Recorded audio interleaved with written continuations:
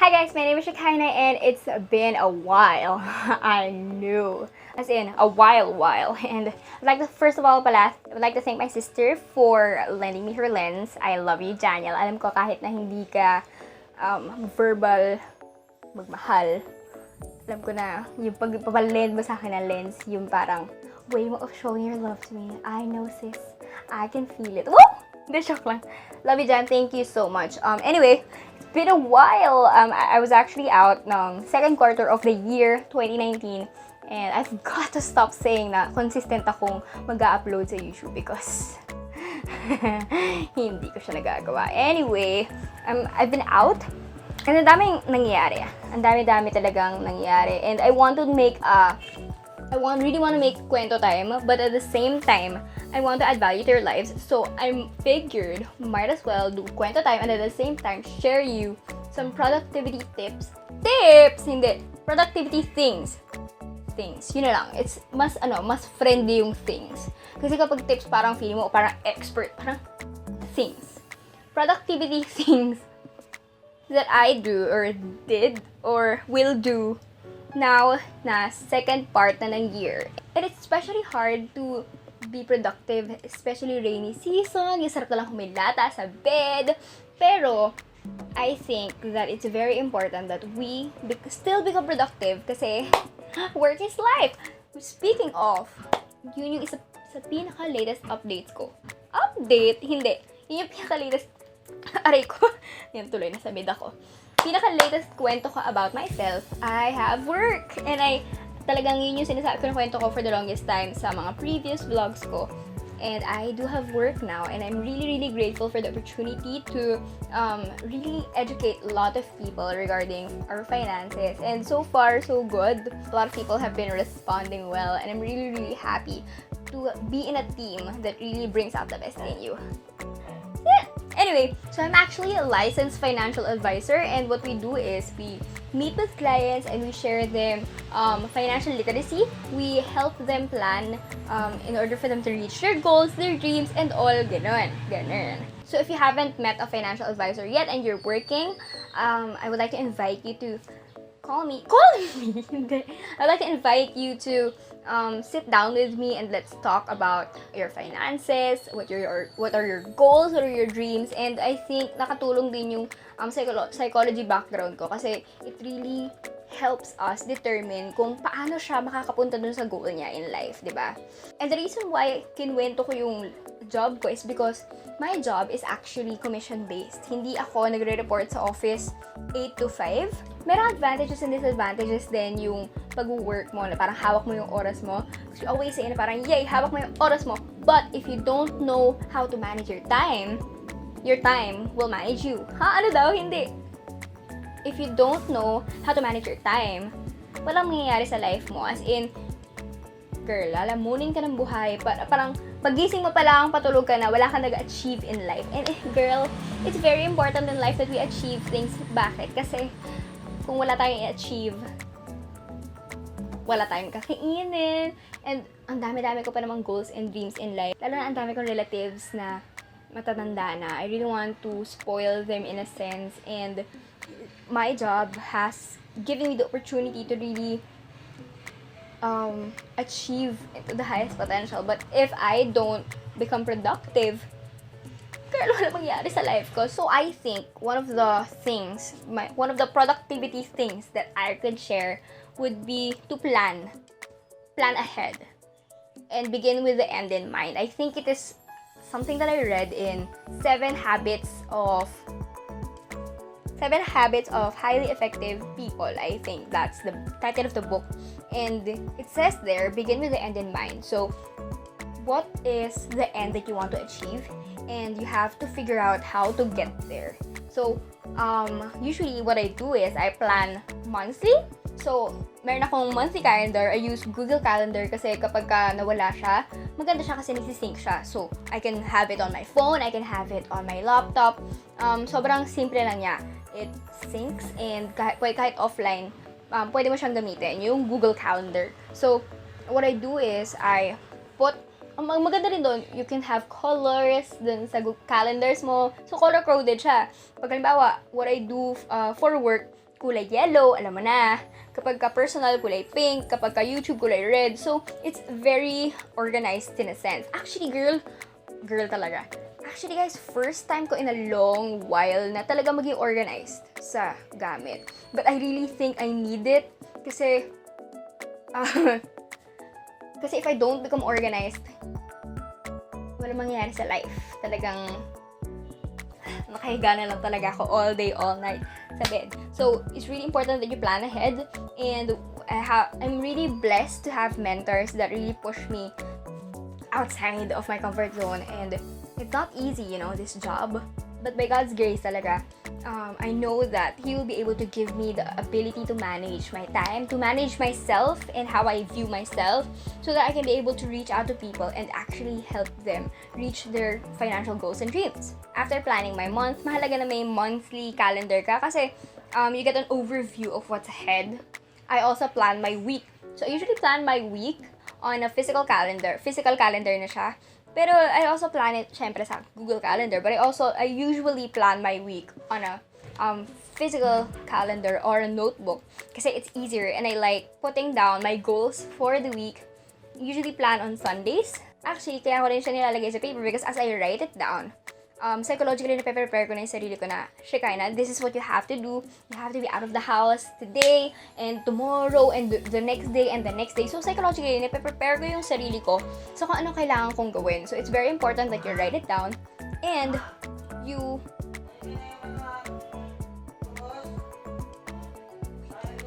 I think it's really important that you write it down. Hindi lang you write it down. You have to write it down. You set goals, and then you follow through sa week na yon. And then, at the end of the week, you have to assess. Halimbawa, Sunday, nagplan ako for the whole week. Next Sunday, I will assess my strengths and weaknesses for the week. Kung na-achieve ko ba yung goals na yun? Ay, kung na-achieve ko ba yung goals na yun? Kung hindi. Halimbawa, I have a low mood, hindi ko na kinaya, ganyan. So, I have to adjust just for me to reach that similar goal on the same week. Kumbaga, idodoble ko yung effort ko para still ma-reach ko yung goal ko for that week. Does that make sense? I don't know. Anyway, after planning the week, I also plan day by day. Of course, kailangan mag-plan yun. And I plan physical notebook and at the same time sa Google Calendar. Kasi I like lists. I like making lists. It makes me feel like sobrang cluttered ng mind ko. Tapos biglang chuk. So, nalalagay ko siya in lists. And it's very important for me kasi ang dami-dami kong iniisip. At least, kapag nalagay ko siya sa listahan, it helps me it makes me feel actually na parang okay ka na, Shek, nalista mo na, it's fine. And parang nagkakaroon ako ng peace in my heart na nalista mo na, girl, don't worry about it. And then I also use this app called the Wonder app. It's a to-do app na favorite ko kasi on my phone pwede mo siyang i-check mo lang siya basically, tapos meron siyang time kung kailan mo siya gustong gawin. Tapos meron, halimbawa may task ka. Halimbawa, yung task mo is to meet up with a client or present to with a client. Tapos meron siyang mga subtasks dun sa task na yun. So, meron siyang task, tapos dun sa subtask, halimbawa, prepare proposal, hindi prepare proposal eh. Prepare laptop, prepare outfit, ganon. Tapos, dun sa araw na yun, bago ko gawin yung task na yun, i-check ko muna yung mga subtask na yun. Para, pag nag-check ko na yung subtask na yun, pwede ko na i-check yung task na yun. Does that make sense? Anyway, you get the point. But I like the Wonder app. Through the years, sinasabi nila na parang tatanggalin na daw yung Wonder app. And I'm scared. Pero now, it works. And I'm really having fun sa Wonder app. So, I don't know if kailan nila tatanggalin yun or kailan siya mawawala. So, if you have something that works for you, can you please comment down below kung ano yung ginagamit nyo and why. I would love to know para pag nawala siya, makapag-adjust tayo. Anyway, moving on. It's very important that, plano ka ng plano. It's very important that as you plan, you do it. Mahirap naman yung plano ka ng plano, tapos biglang, plano na lang siya. And, to be honest, maraming ganun na nangyayari sa life ko. Like, one of that being to film this video actually. I'm filming this video July 4, Thursday. Pero ang nakalagay sa calendar ko, girl, June pa. As in, sobrang tagal. Naging July 1, naging July 2, naging July 3. But the important thing there is to do it. Just do it! As in, it's very important that you do it and follow through. But there are several instances in our lives that parang, hindi ko na kaya. Parang, certain circumstances in our lives that make it actually quite difficult to follow through with our plans. Actually, isa ko pang kwento, dun sa second quarter na nawala ako sa YouTube, mas nakilala ko yung sarili ko in a sense na I was able to focus in work and I was able to focus in getting to know myself. Parang, uy, ito pala yung strengths ko. Uy, may weakness pala ako sa ganito. And in my strengths and weaknesses, parang, gantong time pala ng araw, hindi ako masyadong productive. And in those self-discoveries, nalaman ko at nakapag-adjust ako sa kung paano ako mag-work. It's very important that you are self-aware.